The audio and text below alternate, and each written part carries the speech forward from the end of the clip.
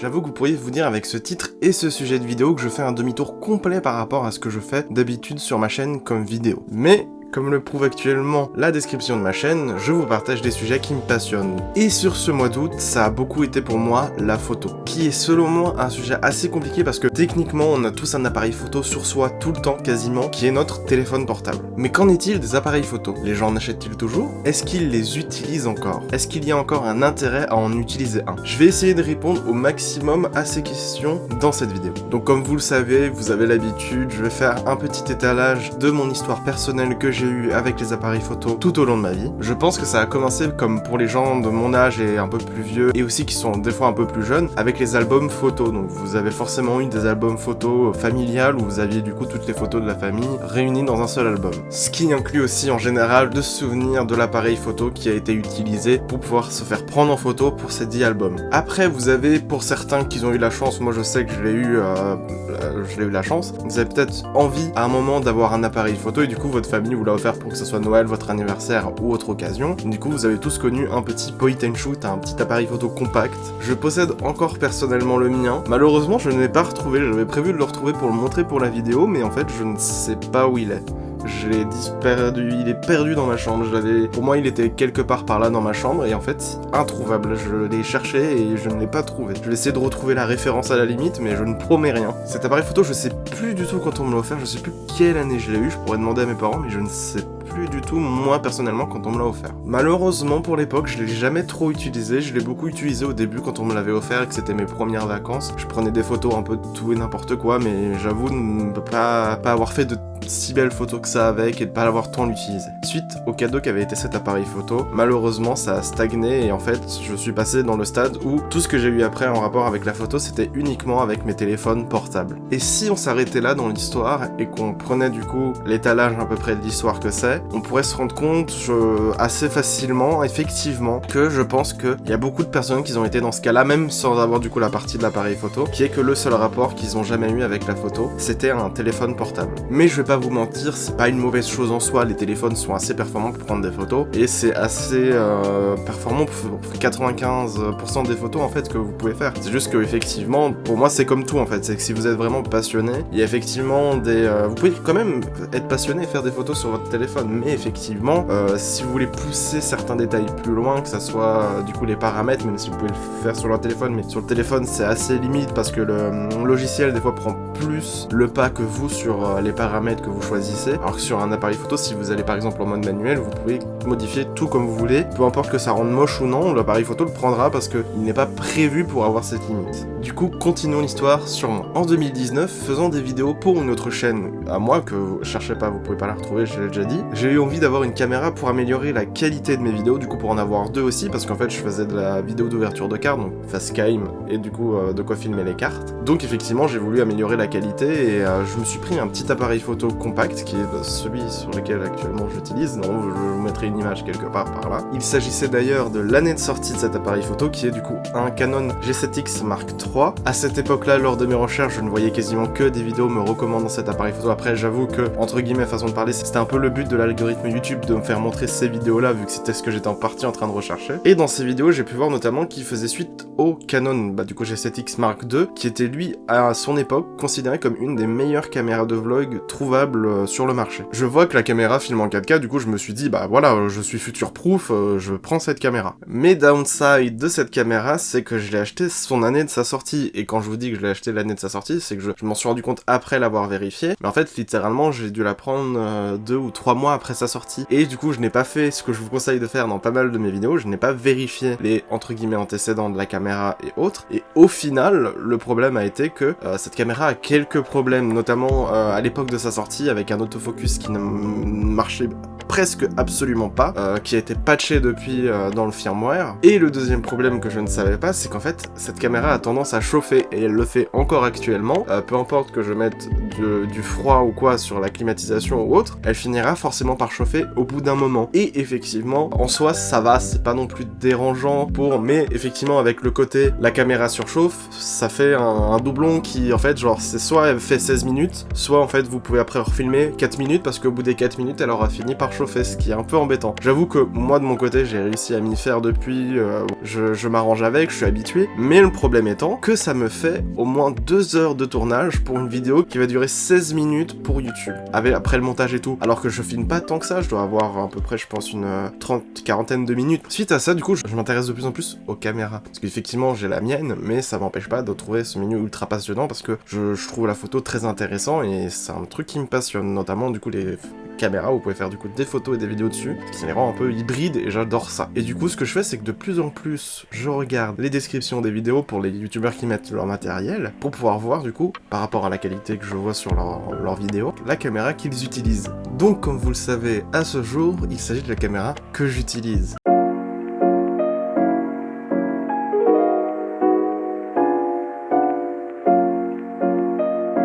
Jusqu'à aujourd'hui, j'ai récemment changé de caméra. Je suis passé au Sony Alpha 7 III, du coup qui a pour comparaison de ne pas être un compact, mais une caméra hybride, qui me permet donc de pouvoir avoir différents objectifs pour cette caméra. La chose principale qui m'a fait changer pour cette caméra étant le problème de chauffe bien évidemment, parce que d'avoir à se stopper toutes les X minutes pour pouvoir attendre que la caméra rebaisse en température, pour après voilà retomber dans le mood de la vidéo, c'était pas forcément le mieux pour moi. Là par chance ça m'est pas arrivé pendant le tournage et du coup depuis je passe à cette caméra qui normalement en théorie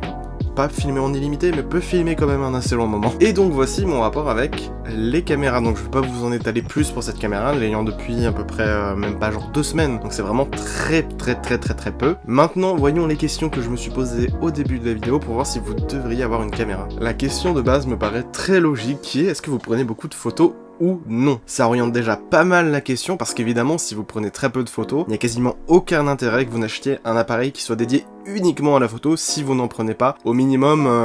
quelques-unes par semaine. Et encore, quelques-unes par semaine, ça peut être très peu dépendant de l'investissement que vous prévoyez pour cette caméra. Et la deuxième question étant, est-ce que vous avez besoin spécifiquement d'un appareil photo pour pouvoir faire ces vidéos? Parce qu'effectivement, comme je vous le disais plus tôt, tous les téléphones sont capables de faire des photos actuellement et elles sont, pour la plupart du monde, complètement acceptables, ce que je vous prouve, hein, je fais des très belles photos avec mon téléphone, mais effectivement, est-ce que vous avez besoin d'un appareil photo ou genre juste de votre téléphone qui peut faire des photos complètement nickel pour la plupart du monde? L'avantage de l'appareil photo du coup sur ce point, c'est que comparé à votre téléphone, il est uniquement prévu à prendre des photos. Ça veut dire que par exemple si vous utilisez l'application de base de votre téléphone, vous allez avoir très peu de paramètres modifiables directement, alors que sur un appareil photo, vous allez avoir beaucoup plus de paramètres modifiables directement sur l'appareil photo. L'avantage aussi évident des appareils photo va être dans les espaces sombres, parce que ces derniers pourront capturer plus de lumière. Bien évidemment c'est assez connu, l'ouverture des appareils photo est bien plus grande et permet de faire rentrer plus de lumière dans votre appareil photo. Bien évidemment, je sais que les téléphones ont maintenant de plus en plus d'options logicielles pour pouvoir réussir ce type de photo, mais la plupart du temps, des fois, ça peut se voir beaucoup, ça peut faire beaucoup de grains, alors que là, du coup, c'est complètement naturel vu que vous avez laissé rentrer plus de lumière, donc ça ne fait pas forcément moche ou retravaillé par le logiciel du téléphone. Après, un point sur lequel les téléphones gagneront sûrement, ça va être sur la résolution. Bien évidemment, les téléphones ont été absolument mis en avant par les constructeurs avec des capteurs dont le capteur, par exemple, du S23 Ultra allant jusqu'à 200 mégapixels. Par exemple, moi la caméra avec laquelle je filme actuellement, c'est une 24 mégapixels. Mais je pense que si on prenait des photos comparées, effectivement sur la résolution, le S23 Ultra gagnerait, mais sur la photo finale, c'est moi je pars du principe que c'est un appareil photo presque professionnel, donc qui permet de faire des photos capables d'être imprimées et genre vraiment voilà quoi. Et après ce qui va être plus intéressant, c'est surtout aussi sur la retouche, parce qu'effectivement il faut savoir, les appareils photo, vous pouvez plus facilement mettre des fichiers RAW, même si maintenant de plus en plus de téléphones se démocratisent à enregistrer leurs photos en RAW. Pour ceux qui ne savent pas, RAW en anglais de base ça veut dire brut, et du coup c'est un type de fichier qui vous permet d'avoir toutes les données qui sont capturées par l'appareil photo, que ce soit du coup votre téléphone et votre appareil photo, et ce qui vous permet lors de l'édition de ces dernières d'avoir plus de paramètres de modification et vous permettre de faire un rendu plus beau si jamais vous éditez les photos. Du coup après la photo, l'autre question qu'on se pourrait se poser, c'est est-ce que vous faites beaucoup de vidéos? Parce qu'effectivement un appareil photo, même si le nom est assez trompeur vu que l'autre nom serait caméra, sont de plus en plus utilisés pour de la vidéo. Comme je vous le disais, moi ma caméra du coup qui est mon ancienne caméra qui était le G7X Mark III était quand même marketée en tant que caméra de vlog par Canon. Du coup c'est que c'est quand même un appareil photo orienté vidéo. Autant pareil pour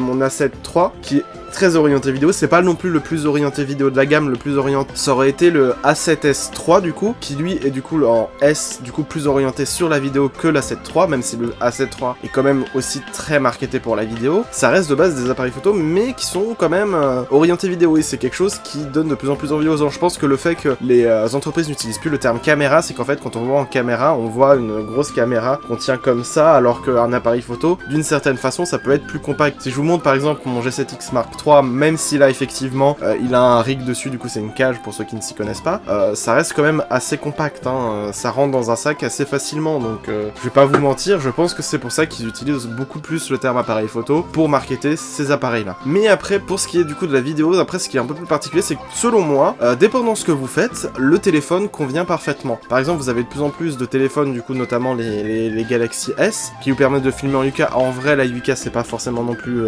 nécessaire, mais ça vous permet, si vous jamais vous filmez en plan fixe, d'avoir du coup des endroits où vous pouvez zoomer, et ça c'est très intéressant. Et c'est surtout que ça vous impacte pour très peu de choses en fait, la vidéo sur le téléphone. C'est que c'est uniquement artistique, entre guillemets, c'est dépendant de la vision que vous avez. Parce que effectivement, si vous voulez faire une image précise dans votre tête, le mieux ce serait de prendre effectivement un appareil photo, vu que vous pouvez modifier ses paramètres. Parce que par exemple simple, j'ai changé de caméra, on peut le voir actuellement. Ce qu'on voit derrière, c'est le flou, on appelle ça le bokeh. Et c'est une chose que moi, je trouve ça très beau, très artistique et tout. Et c'est une chose que j'aurais très peu sur mon téléphone. Parce que effectivement, le fait est que la longueur du capteur n'est pas assez grande pour pouvoir permettre cet effet. Ce qui est selon moi un peu dommage, parce que j'aime bien cet effet et je le trouve assez intéressant pour mettre dans mes vidéos. Je trouve que ça rajoute quelque chose, même si en général c'est plus un effet de oh c'est flou. Du coup, ça permet de vous éviter de vous concentrer sur le sujet derrière moi et de plus vous concentrer sur moi, mais du coup c'est uniquement parce que je voulais que l'image ressemble à ça, et pas parce que mon téléphone n'en était pas capable, même si en théorie maintenant avec les modes cinématiques ou autres, dépendant les marques, vous avez quand même un moyen de faire en partie cet effet, même si malheureusement pour moi c'est que du logiciel, du coup ça rend bien, mais c'est pas encore au point, parce que du coup il peut y avoir ce qu'on peut appeler des artefacts, du coup ce qui sont des erreurs que va générer du coup cet algorithme, du coup qui peut faire que vous allez avoir une zone floue